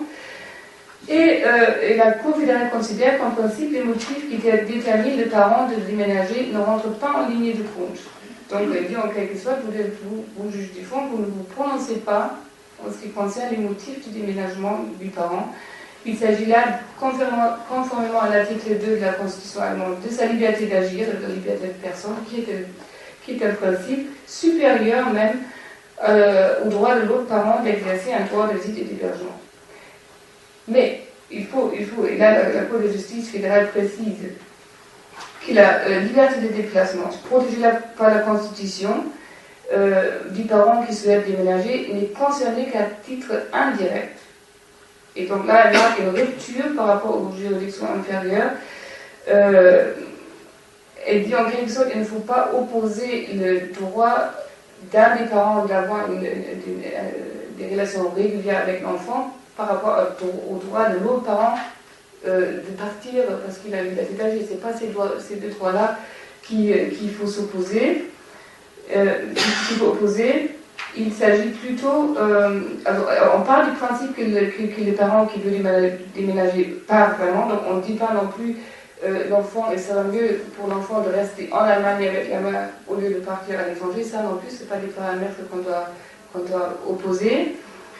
Et la Cour fédérale rappelle aussi que le simple fait de vouloir déménager n'entraîne pas une présomption de nuire à l'intérêt de l'enfant, parce que par le fait même de déménager, en quelque sorte, on empêche l'autre parent d'exercer les droits de visite dans les mêmes conditions qu'auparavant. Mais ça n'entraîne pas une présomption de nuire à l'intérêt de l'enfant. Les raisons de l'émigration sont seulement prises en compte au regard de l'intérêt de l'enfant.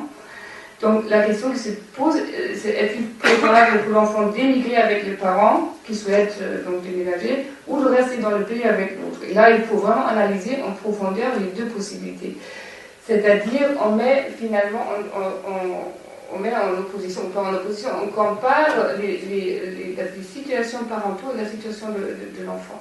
Et non pas le droit de déplacement. Avec qui l'enfant est mieux? Est-ce que c'est mieux de rester avec les parents qui restent, par exemple, en Allemagne, en faisant certains critères, ou est-ce que c'est mieux de partir?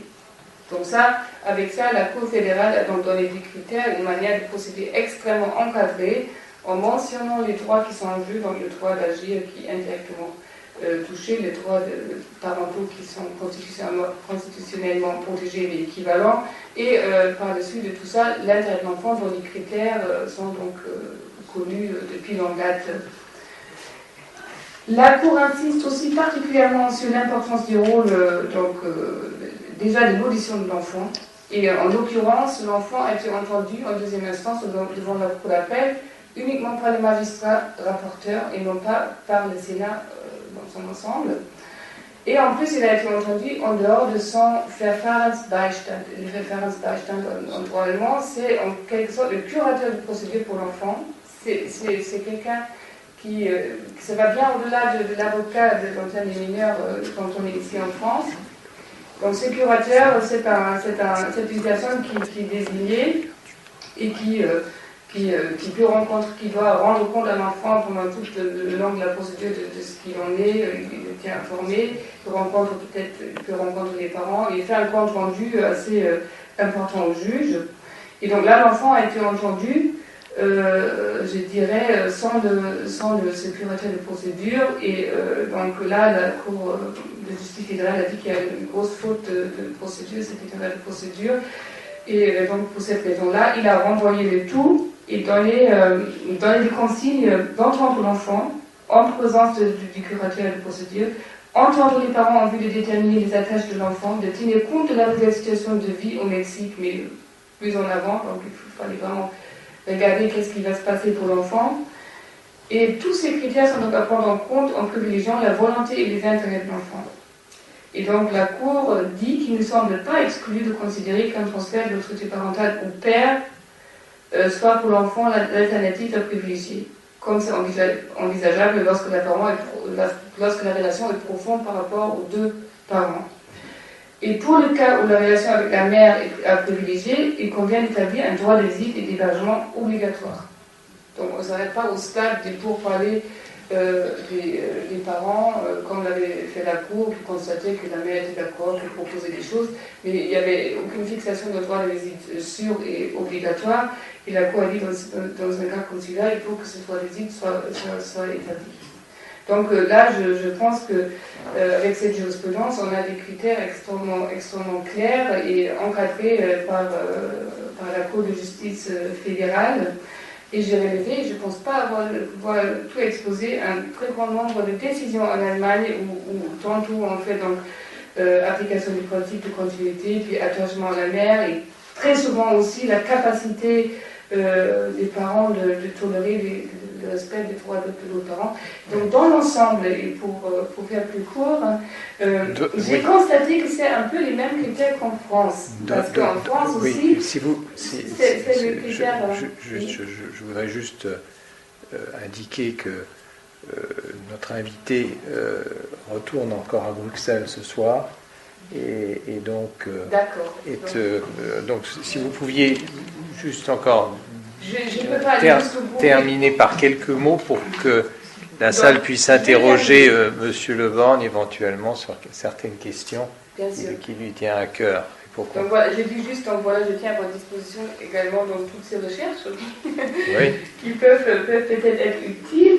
Je voudrais quand même toucher un mot par rapport à ce qui est le problème de l'audition de l'enfant, qui est un droit constitutionnel, donc constitutionnellement protégé en Allemagne, et que je peux que considérer que bon, pour tout praticien en France, la prudence, pour ma part, impose lorsqu'on est dans une procédure ici et qu'il s'agit en rapport avec l'Allemagne, si on veut que cette décision soit reconnue en Allemagne, il faut plébisciter évidemment et ne surtout pas s'opposer à l'audition de l'enfant.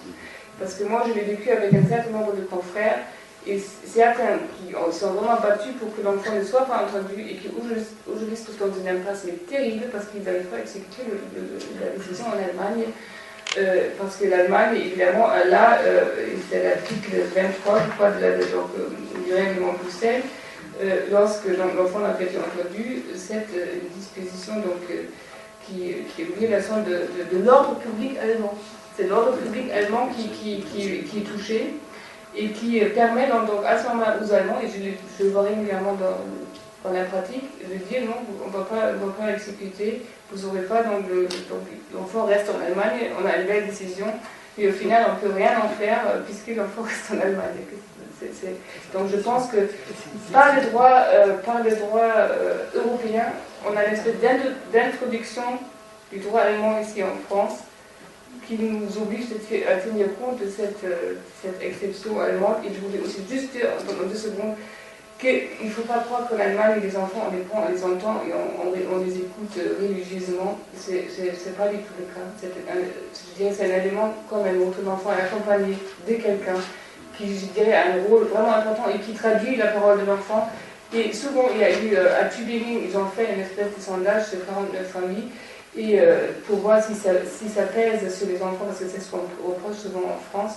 Il était avéré que les enfants, au contraire, étaient très soulagés une fois que le juge... Vous pouvez juste vous arrêter, s'il vous plaît, parce que là, c'est grave. Oui, non, mais ça, c'est des éléments que j'ai... Je suis désolée, c'est grave ce que vous dites là. D'accord, donc je vais écouter. C'est vraiment très grave. Alors, juste pour vous dire, moi également, j'ai évidemment les familles françaises qui sont extrêmement s'il vous pédées plaît, des décisions françaises. attendez, s'il vous plaît. Je vais vous... Madame, excusez-moi. Je vais vous laisser la parole tout de suite. On laisse terminer Madame Remigui, juste son propos de conclusion, parce que je voudrais permettre à Monsieur Le Borne de ne pas rater son train ce soir pour rejoindre sa famille. Donc, s'il vous plaît, terminez ce point et je vous donnerai la parole et nous aurons un débat après, tout de suite. Je termine en disant que je comprends tout à fait les cas particuliers, parce que j'ai tous les jours des clients à mon cabinet, et que les décisions, effectivement, peuvent blesser, mais également, je dirais, ça arrive aussi ici en France, et moi, je suis là pour apaiser, et je voudrais trouver des ressemblances, et je voudrais justement faire avancer ces débats au lieu parce que je pense que c'est là où on peut donc sortir quelque chose de vraiment bien si on essaie de se rapprocher et si on essaie de comprendre l'autre, comment ça fonctionne, très bien, etc. Donc c'est sûr que certaines décisions peuvent être douloureuses pour l'endroit de la famille. Merci pour cette contribution. Voilà, alors je voudrais d'abord vous remercier tous d'avoir participé à cette réflexion. On va, Monsieur le député, quelques mots encore sur le sujet. Que vous inspirent ces contributions de part et d'autre, des juristes qui sont sur le terrain? Moi, j'ai noté une seule chose qui m'a frappé, et je ne sais pas comment on pourrait la résoudre en sortant par le haut. Vous avez dit 1,5 million de franco-allemands. Alors ça, est-ce qu'il ne faut pas porter le sujet? Vous avez parlé de l'Assemblée parlementaire du Conseil de l'Europe, mais est-ce que ce n'est pas le Parlement européen carrément qui devrait se saisir du sujet et dire, bon, il y a 1,5 million de franco-allemands, mais il y a, je suppose aussi, 1,5 million de franco-espagnols, 1,5 million de franco-italiens, ou peut-être, je n'ai pas de statistiques en tête. 2 millions qui vivent ou en Allemagne ou en France, comment on dit? Voilà, et donc, mais qu'on réfléchisse non plus en droit comparé, en droit français, en droit allemand, etc. Et est-ce que, c'est d'ailleurs vous l'avez dit, est-ce qu'on ne peut pas réfléchir en droit européen, c'est-à-dire en droit commun, puisque notre Europe a créé, grâce à la libre circulation des personnes, au libre établissement, etc., a créé, eh bien, un nouveau citoyen, qui est le citoyen européen, mais qui, pour beaucoup d'entre nous, sont des binationaux. Est-ce que le Parlement européen ne pourrait pas être, ou la Commission ne pourrait pas être à l'origine d'une proposition, ou éventuellement une commission parlementaire du Parlement européen ne pourrait pas entamer une réflexion sur le sujet qui aboutirait ensuite à une réglementation spécifique pour les binationaux, ou pour les voilà. Je vous réponds et je suis désolé de devoir filer dans les 5 minutes si je veux trouver un taxi et arriver à la gare du Nord à temps. D'abord, ce que m'inspirent les exposés des deux personnes qui sont intervenues après moi, c'est la nécessité de fouiller la jurisprudence. Beaucoup existent et je me réjouis, au-delà de la contrainte de temps, que vous ayez préparé l'une et l'autre de longues analyses que je lirai avec attention et qui seront certainement lues très largement, parce que c'est aussi ça parfois qui manque, connaissance de la jurisprudence des deux côtés, tout en reconnaissant qu'on peut avoir aussi les uns et les autres des interprétations différentes de ce que la jurisprudence dit. En réponse à votre question, Monsieur le Président, 1,5 million de franco-allemands, oui c'est vrai. Pour moi, les franco-allemands, ceux que je vois dans ma circonscription, en Allemagne, officiellement c'est-à-dire inscrits sur le registre des Français immatriculés à l'étranger, à peu près 120 000. Mais là-dedans, vous ne trouvez pas toujours tous les binationaux, parce qu'ils sont par définition allemands en Allemagne. Mais eux, je les vois cependant, ils viennent aussi dans mes réunions publiques.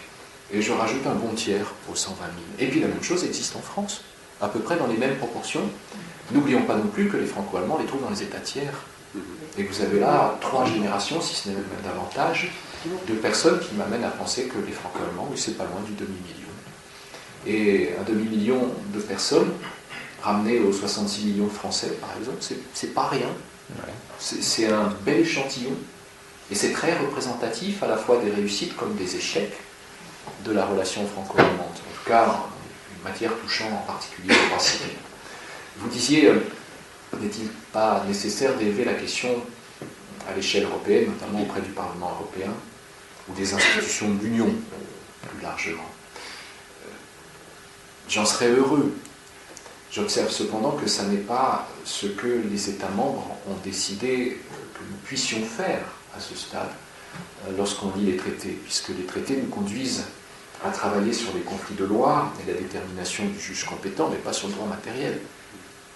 Et si on veut aller sur le droit matériel, et dans mon esprit, il faut aller sur le droit matériel, on ne peut le faire qu'en bilatéral ou en multilatéral, mais complètement sui generis. Et le régime matrimonial franco-allemand, c'est ça, d'ailleurs. C'est la première fois qu'on s'aventure sur un terrain qui est bien plus que le règlement des conflits de loi. Et qu'on est en train de construire quelque chose qui démarre avec la partie la plus chouette du droit de la famille, c'est-à-dire le mariage, pour aller vers une chose moins drôle, le divorce, les gardes d'enfants, les tutelles sur les majeurs incapables. Sujet important, dans ma circonscription, il y a des vieux Français perdus, mais pas déliés d'une famille quelque part, qui s'intéresse en général à eux quand il y a un héritage et quand ils sont morts.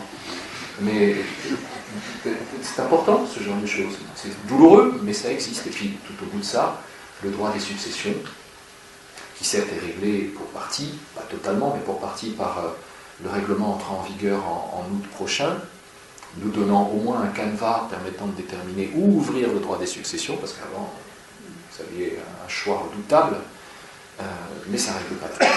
Ça ne règle pas le fond, parce qu'il y a toujours des différences en termes de droit des successions sur la manière dont calculer les parts d'héritage. Ça ne règle pas la question fiscale du tout, qui, elle, n'est pas dans la compétence de l'Union européenne, et ça ne règle pas non plus la question des donations-partage. Vous voyez, il y a vraiment du boulot. Mais je pense que la volonté de quelques États, et pour ça les Français et les Allemands restent pour moi un laboratoire et un moteur, c'est d'aller au-delà du règlement de conflit de loi sur le droit matériel, quitte à ce que l'on fasse, comme on l'a fait dans la Convention sur le mariage franco-allemand, on prévoit un dernier article qui permet à des États qui, à la base, ne sont pas liés, d'y venir. Un dernier article de la Convention matrimoniale franco-allemande, c'est ça. Et depuis lors, ça fait 2 ans qu'on a ratifié, et quasi 2 ans que c'est en vigueur, il y a 3 ou 4 États qui ont marqué leur volonté de nous rejoindre, nous Français et Allemands. Et c'est des petits noyaux durs. Je vais me préoccuper de votre train. Oui, vous avez voilà. Je suis vraiment désolé. Je vous donne même si vous ne trouvez pas de taxi, vous pouvez prendre un métro direct. Oui, je sais. Voilà. Je voudrais vous remercier surtout d'avoir pris votre temps pour venir nous parler de ce qui est une préoccupation qu'on sent au quotidien chez vous. Je voudrais vous indiquer une information que j'ai reçue ce soir d'un membre de la commission qui est ancien membre du Conseil de l'Ordre, mais toujours en charge de questions allemandes à l'Ordre, notre confrère Dominique Heinz, qui me signale qu'il y a un projet de la Rechtsanwaltskammer de Berlin d'organiser prochainement avec des juges aux affaires familiales allemandes et des membres du barreau allemand une rencontre ici à Paris avec des juges aux affaires familiales du tribunal de grande instance. Et il me demande que notre commission, ou plutôt notre sous-commission relations franco-allemandes de la famille, se mette en rapport avec la commission droit de la famille de l'ordre pour travailler à ce projet proposé par la Rechtsanwaltskammer de Berlin, qui voudrait mettre ça en œuvre. Et je pense que peut-être à ce moment-là aussi, nous pourrions vous recontacter dans cette perspective. Mais je donnerai plus de détails à notre secrétaire, à Thierry Hublot, sur le sujet. Voilà, merci. Comme je n'ai pas éteint le micro et que vous annoncez des choses intéressantes, Monsieur le Président, si ce projet voyait le jour, sachez que vous êtes les bienvenus à l'Assemblée nationale. Comme président du groupe d'amitié et membre de la Commission des affaires étrangères, je peux aussi vous recevoir.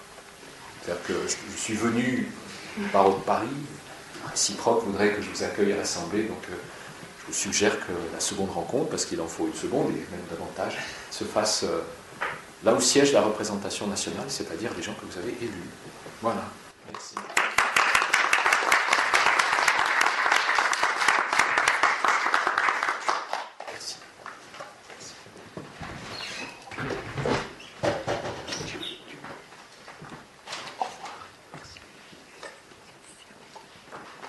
Thierry, bien, merci. J'ai promis donc à Madame qui vouliez prendre la parole de poursuivre le débat. Il est 20h53. Nous avons la salle jusqu'à 21h. Donc, je voudrais juste que vous puissiez exprimer, d'abord vous présenter, exprimer le propos, pourquoi les propos de l'orateur ici vous auront un peu choqué. Et juste, voilà. Non, mais bon, nous avons un débat, donc on peut dire les choses de façon très posée. Donc je vous donne la parole, et ensuite on essaiera d'y répondre. Simplement, je suis, vous savez, comme dans le roman de Lewis Carroll, je suis le maître du temps, et donc voilà. Bonsoir. Bon, c'était juste quelques précisations juridiques, en particulier, pas des polémiques, juste préciser quelque chose. Je suis italienne, je m'occupe en Italie pour plusieurs associations des problèmes qu'on a relativement aux enfants italo-allemands. J'ai un master en droit de protection des enfants, donc je suis aussi traductrice, interprète, donc ce que je vous dis, c'est en ayant étudié les codes allemands, italien, français, etc. Et sur la base des documents que j'ai, effectivement, de tous les cas qu'on traite, qu'on a traités, on peut continuer à traiter. C'était juste des précisations, parce que si on veut se trouver sur une voie commune, il faut connaître ce qui fait l'un, ce qui fait l'autre. Donc, pas de polémique, rien du tout. Je voulais seulement préciser ça. Par exemple, souvent on entend dire que l'Allemagne ne renvoie pas les enfants. Il s'agit tout simplement du fait que même si les juges allemands décident qu'il s'agit d'un enlèvement, donc qu'un enfant a été enlevé de l'étranger vers l'Allemagne, ou bien il dit souvent, on a lu un cas encore il y a 2 semaines sur la page française, le juge allemand dit qu'il s'agit d'un enlèvement, mais l'enfant il s'est bien habitué ici, on ne peut pas le déraciner à nouveau, et donc l'enfant va être en Allemagne. Ou bien, pire encore, il dit oui, l'enfant doit être rapatrié, mais il faut savoir que les codes allemands prévoient que quand on présente un recours, le juge du recours peut suspendre l'exécution du rapatriement. Donc, de façon tout à fait légale, il se passe que le rapatriement n'est pas exécuté. Bon, il faut juste le savoir quand on a affaire à des cas binationaux comme ça. Même chose pour l'audition de l'enfant. Les règlements, la convention de l'AE dit que l'enfant doit être écouté s'il a une certaine maturité. Là aussi, malheureusement, c'est un concept assez libre. Donc on a en Allemagne des enfants de 3 ans qui sont imputés. Et comme ils ont plein d'amis au jardin d'enfance, le juge dira qu'eux, ils se sont bien intégrés, ils vivent bien en Allemagne, ils ne peuvent pas quitter l'Allemagne. Donc là aussi, il faudrait peut-être mieux préciser l'âge à laquelle on entend l'enfant. Et surtout, contrôler, mais ça c'est valable pour tous les pays, dans quelles conditions on fait l'audition de l'enfant. Parce qu'un enfant qui est auditionné seulement par le juge, sans aucun enregistrement, sans rien du tout, on se retrouve avec des documents qui disent que quand l'enfant veut partir à l'étranger, on ajoute c'est parce que maman veut comme ça ou parce que papa veut comme ça. On ne sait pas si ça c'est vrai ou pas. Donc il faudrait au moins réglementer tous les pays la façon comment auditionner les enfants pour que ça serve à quelque chose.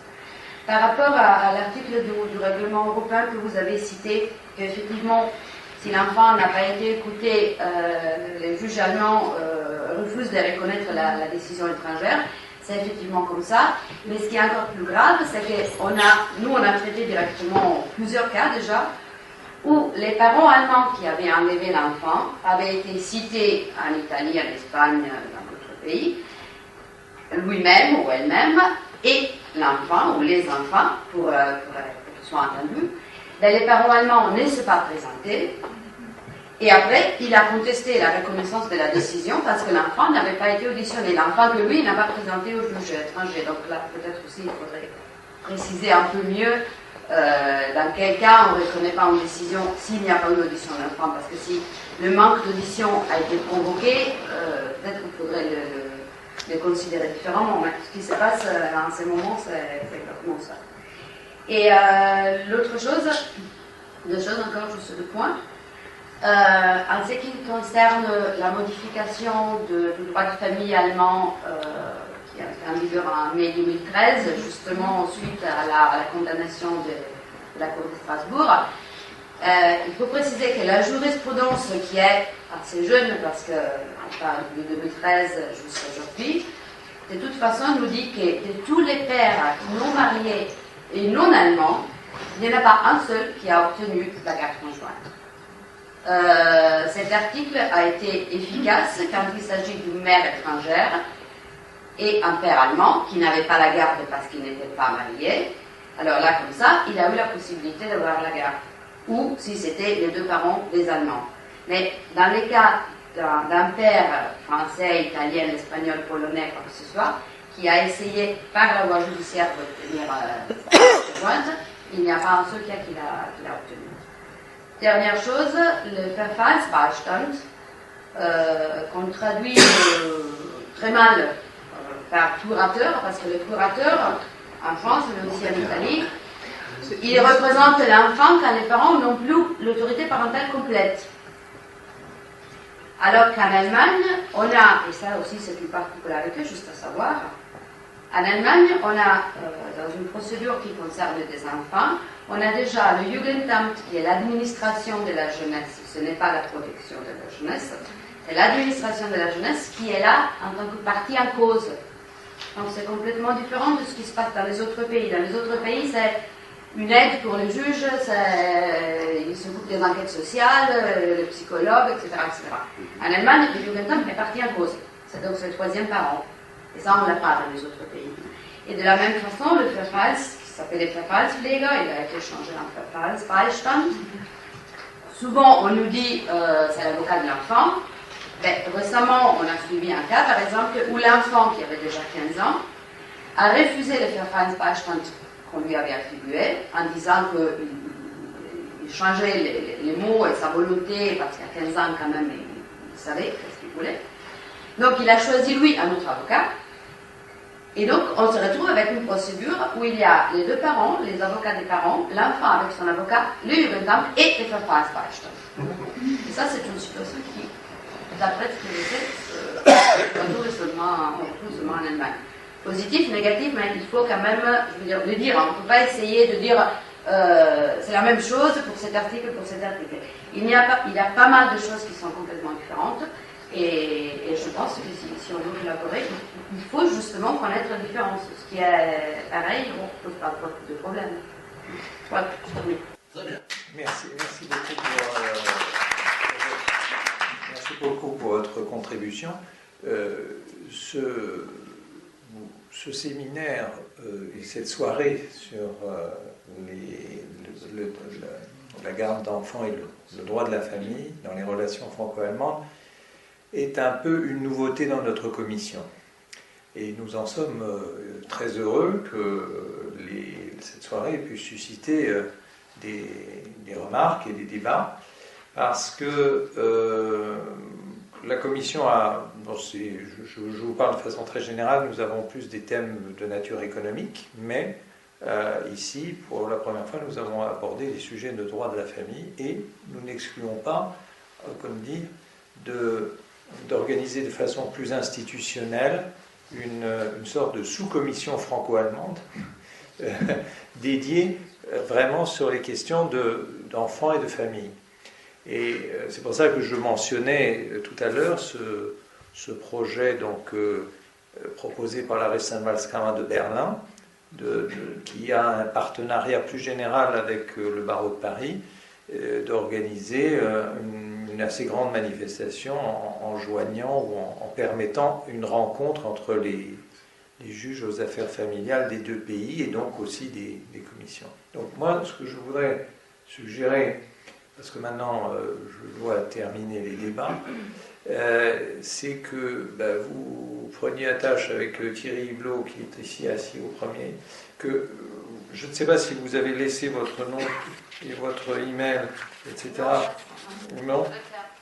Vous allez le faire, comme ça on peut prendre contact, et puis de toute façon, le débat continuera à l'occasion d'une autre manifestation, puisqu'en plus on a la chance d'avoir eu le député qui nous invite à l'Assemblée nationale prochainement. Donc je remercie Thierry Hublot d'avoir été à l'initiative de cette soirée. Je remercie Margot d'avoir fait un très long travail, et c'est que il y a beaucoup de choses encore à jurisprudence. Voilà, je n'ai pas pu tout développer. Je comprends très bien, et donc ça va être publié, diffusé, et ensuite il y aura l'occasion d'échanger. C'est le sens d'une commission de travail, c'est d'entendre des avis de part et d'autre, et puis ensuite de trouver une convergence à tout ça. Voilà, je vous remercie, et je vous souhaite une bonne soirée. Vous recevrez le programme des prochaines manifestations par un email qui ne tardera pas. Je vous donne juste la date de la prochaine manifestation. Un petit instant que je la retrouve. Voilà, la prochaine manifestation aura lieu le 19 mars, et comme vous le constaterez, on sera sur un sujet totalement différent, puisqu'on parlera du contrôle des concentrations allemand, et de savoir comment elles diffèrent des règles françaises. Jeudi 19 mars, ce sera Antje Lucke, avocat au barreau de Paris et de Berlin, Rechtsanwältin à Berlin, qui nous parlera de ce sujet. Voilà, merci et à bientôt. Au revoir.